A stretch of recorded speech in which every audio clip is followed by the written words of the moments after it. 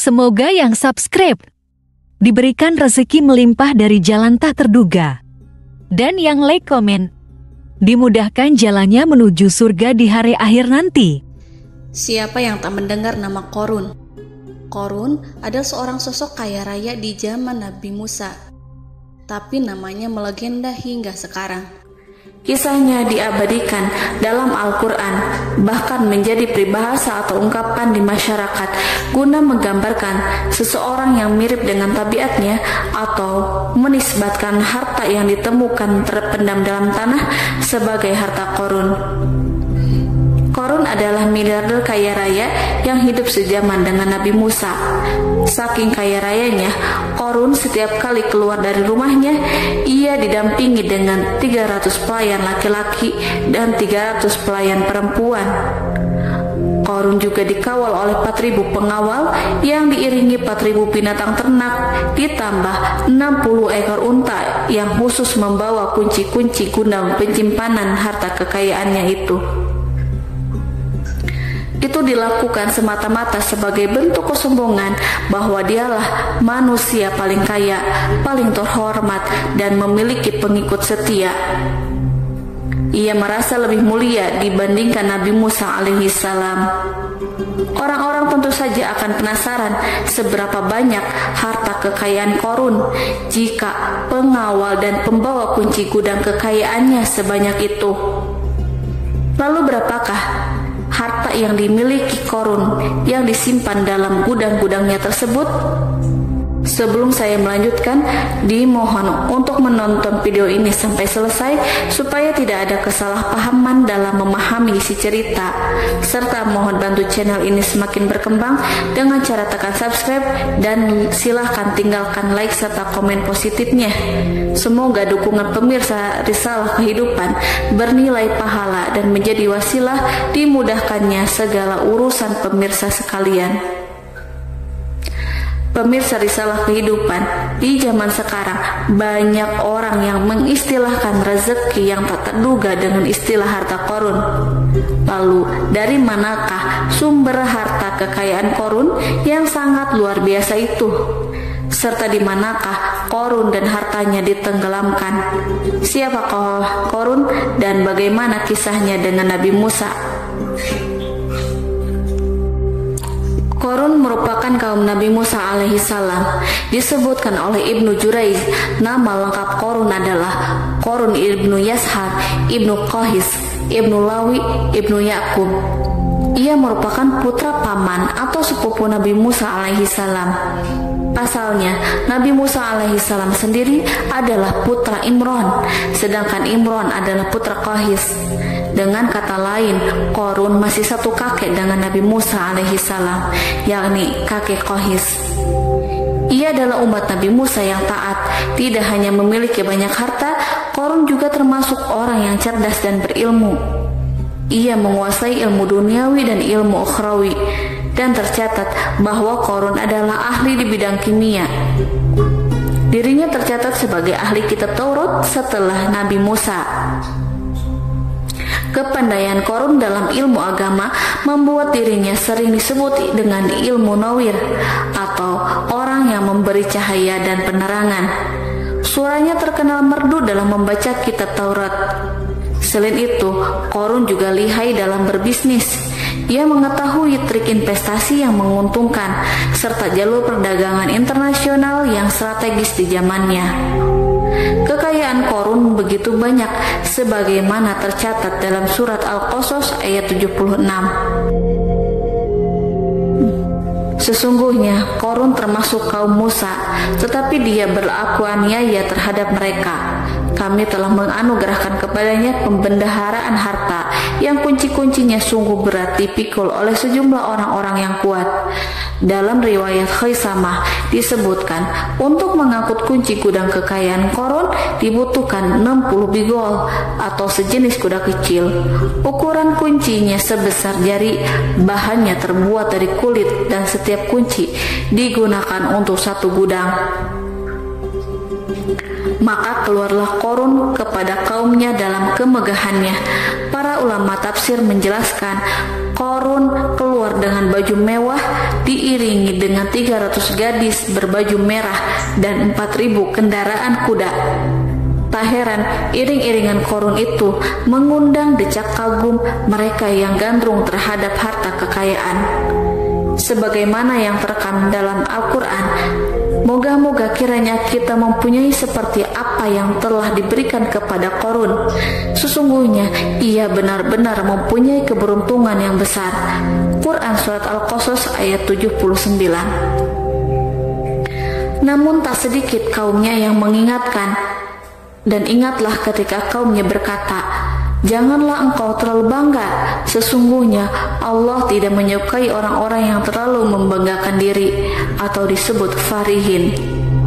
Sebagian ulama menafsirkan istilah farihin di sana juga berarti takabur atau zolim, berbuat kerusakan, arogan, dan tidak mau bersyukur terhadap nikmat. Korun dikisahkan memiliki ribuan gudang yang berisikan emas dan perak. Bila keluar rumah, Korun selalu berpakaian mewah dan dikawal oleh 600 pelayan. Ia diiringi 4.000 ekor kuda dan 60 ekor unta yang membawa kunci-kunci gudang kekayaannya. Namun sayang seribu sayang, Korun kemudian membangkang pada Nabi Musa dan menjadi pengikut setia Fir'aun. Mengenai dari mana asal-usul kekayaan Korun, ada beberapa riwayat yang memberitakan tentang asal-usul kekayaan Korun tersebut. Sumber pertama menyebutkan bahwa jauh sebelum memiliki kekayaan, Korun hanyalah seorang lelaki miskin yang tidak mampu menafkahi keluarganya sendiri. Anaknya sangat banyak. Lalu suatu hari ketika Korun datang kepada Nabi Musa, ia meminta Nabi Musa alaihissalam untuk mendoakannya agar Allah memberikan harta benda yang banyak. Korun juga meminta Nabi Musa mengajarinya ilmu kimia dan ilmu-ilmu kehidupan lainnya. Korun dikenal sebagai orang yang soleh dan mengikuti ajaran Ibrahim dengan baik, sehingga tanpa pikir panjang Nabi Musa alaihissalam menyetujui permintaannya. Allah Subhanahu wa Ta'ala mengabulkan doa Nabi Musa. Korun diberikan kecerdasan luar biasa dan menguasai ilmu yang telah diajarkan kepadanya. Korun menguasai teori dan praktik pembuatan emas permata dan beragam perhiasan mewah lainnya. Ia juga pakar dalam ilmu arsitektur, rancangan bangunan, penataan kota, dan lain sebagainya. Tidak lama setelah itu, hidupnya berubah. Korun pun hidup dengan bergelimbang harta. Ribuan gudang yang dimilikinya penuh dengan emas dan perak. Namun sayangnya, keberuntungan yang didapatkannya membuatnya gelap mata. Korun mulai hidup dengan penuh pamer, keangkuhan, dan penuh kesombongan. Kekayaan yang telah diberikan oleh Allah Subhanahu wa Ta'ala membuatnya lupa dengan Sang Maha Pemberi. Korun merasa lebih terhormat dan mulia dibandingkan Nabi Musa. Ia pun akhirnya membelot dan durhaka pada Nabi Musa. Ia mengingkari janji-janjinya dahulu dan beralih menjadi pengikut Fir'aun yang setia. Loyalitas Korun terhadap Fir'aun membuatnya diangkat menjadi kepala mandor yang membawahi ribuan pekerja.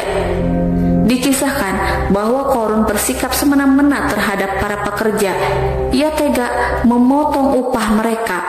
Ia melakukan korupsi demi membangun istana dan kemegahannya sendiri, dan untuk membangun gudang-gudang penyimpanan harta yang telah ia kumpulkan jauh-jauh hari. Ketika datang perintah zakat, Nabi Musa alaihissalam pergi menemui Korun dan memerintahkannya mengeluarkan zakat sebesar 1 dinar dari setiap 1000 dinar, 1 dirham dari setiap 1000 dirham, 1 kambing dari setiap 1000 kambing, dan seterusnya. Setelah Korun menghitung seluruh hartanya, ternyata jumlah zakatnya sangat besar. Kekikirannya pun mulai menghalangi hatinya untuk mengeluarkan zakat. Qarun enggan membayar zakat ketika Nabi Musa alaihissalam menagih zakat yang diperintahkan oleh Allah untuk ditunaikannya.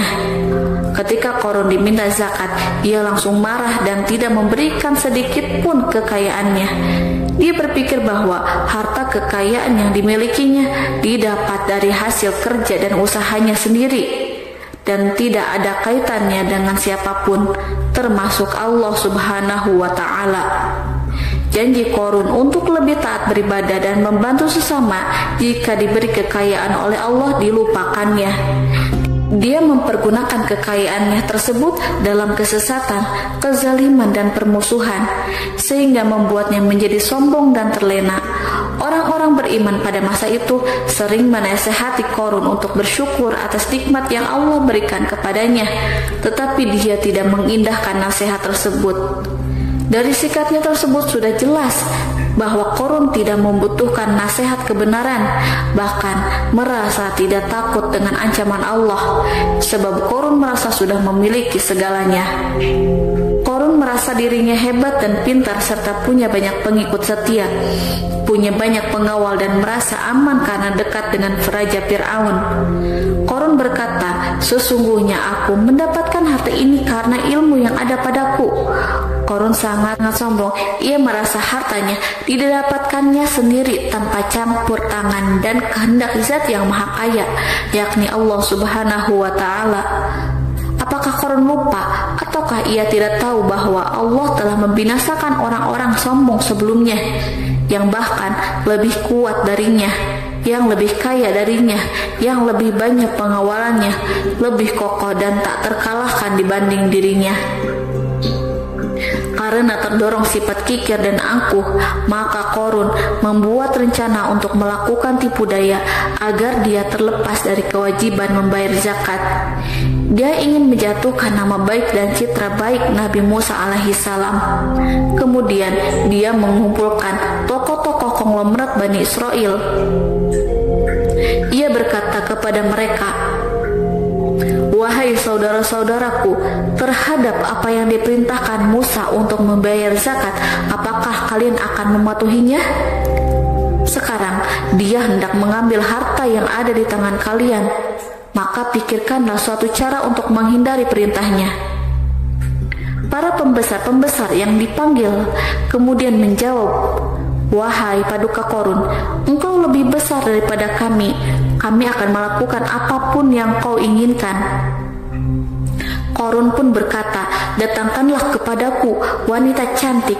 Aku akan memberinya hadiah besar jika ia berhasil menggoda dan memfitnah Nabi Musa." Ketika wanita cantik yang diinginkan datang, Qarun memberikan kepadanya uang muka sebagai jaminan. Ia akan membayarkan seluruh yang dijanjikan ketika berhasil menjalankan misinya.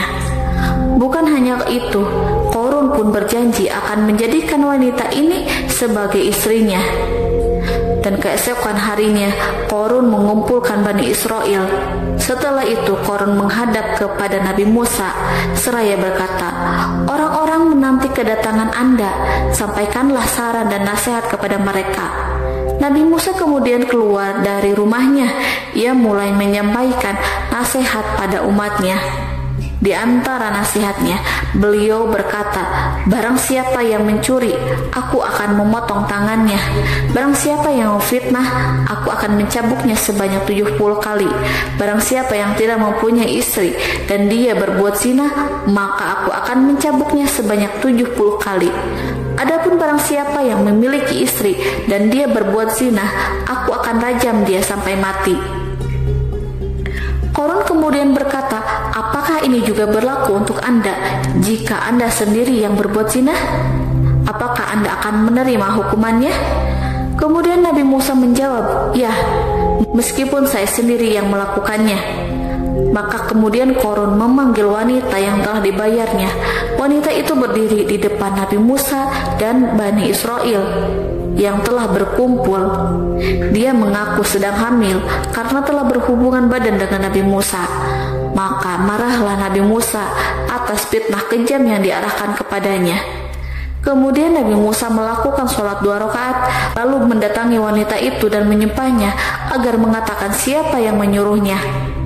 Wanita itu menjadi ketakutan. Ia gemetar di depan Nabi Musa dan dia mengaku bahwa yang menyuruhnya adalah Qarun. Lalu wanita itu bertaubat dan meminta maaf kepada Nabi Musa. Seketika Nabi Musa bersujud seraya berdoa kepada Allah untuk menimpakan azab kepada Qarun. Allah memberi wahyu kepada Nabi Musa bahwa bumi telah dijadikan tunduk kepada perintah Nabi Musa. Kemudian Nabi Musa berkata kepada bumi, "Wahai bumi, telanlah Qarun beserta kekayaannya, habiskanlah semua." Kala itu Allah menurunkan wahyu kepada Nabi Musa alaihissalam untuk memerintah bumi apapun yang diinginkannya. Begitu Nabi Musa alaihissalam datang dengan wajah sangat marah, barulah Qarun merajuk, "Wahai Musa, sayangilah aku." Sementara Nabi Musa alaihissalam tak bergeming. Beliau lantas berkata pada bumi, "Wahai bumi, ambillah mereka." Seketika rumah Qarun mulai bergetar. Qarun dan antek-anteknya mulai dibenamkan hingga bagian lututnya. Rumahnya ikut turun sedalam lutut. Qarun kembali merajuk, "Sayangilah aku Musa." Rumahnya kembali berguncang. Kini Qarun dan kawan-kawannya kembali terbenam hingga bagian pusar. Demikian pula rumahnya. Qarun terus merajuk, "Wahai Musa, sayangilah aku." Sementara Nabi Musa alaihissalam kembali meminta bumi, "Wahai bumi, ambillah mereka." Rumah Qarun berguncang lagi, sementara Qarun dan kawan-kawannya terus terbenam hingga bagian tenggorokannya. Demikian pula rumahnya. Qarun lagi-lagi menjerit, "Wahai Musa, sayangilah aku." Namun Nabi Musa alaihissalam tak bergeming. Beliau terus meminta bumi menelannya, hingga akhirnya Qarun dan kawan-kawannya hilang seluruhnya di telan bumi. Tak lama setelah itu Allah pun berkata, "Wahai Musa, apa yang membuatmu bersikap demikian? Padahal demi kemuliaanku, andai dia Qarun berdoa kepadaku, niscaya aku akan rahmati. Maka kami benamkan dia beserta rumahnya ke dalam bumi, maka tidak ada baginya satu golongan pun yang akan menolongnya selain Allah, dan dia tidak termasuk orang-orang yang dapat membela diri." Quran Surat Al-Qasas ayat 81. Lalu di manakah lokasi ditenggelamkannya Qarun beserta harta bendanya? Konon berdasarkan kepercayaan beberapa masyarakat setempat, Qarun ditenggelamkan di sekitar sungai atau danau Moris yang terletak di kota Fayum, negara Mesir. Qarun konon mendirikan istana dan di tempat itu pula ia ditenggelamkan. Dahulu Qarun berkeinginan membangun sebuah istana, namun tidak diizinkan oleh Fir'aun jika istana itu dibangun di samping istana Fir'aun. Terlebih Qarun juga tidak ingin membangun istana di tengah pemukiman Bani Israel yang terletak di tanah Jasan. Fir'aun pun memberikan tanah di wilayah Fayum. Kemudian di tepi sungai Fayum inilah Qarun membangun istananya yang megah dan di dalamnya membangun Al-Kunuz atau gudang penyimpanan harta berisi emas dan perak. Salah satu bukti arkeologis yang dapat dijumpai di lokasi tersebut adalah runtuhan bangunan yang diduga sebagai tempat tinggal Qarun yang berjarak sekitar 2 km dari Danau Qarun. Menurut beberapa sumber, bangunan yang masih berdiri kokoh tersebut adalah benteng yang dibangun oleh Qarun. Namun, ada juga yang mengatakan bahwa bangunan tersebut adalah tempat tinggalnya. Wallahu a'lam bishawab.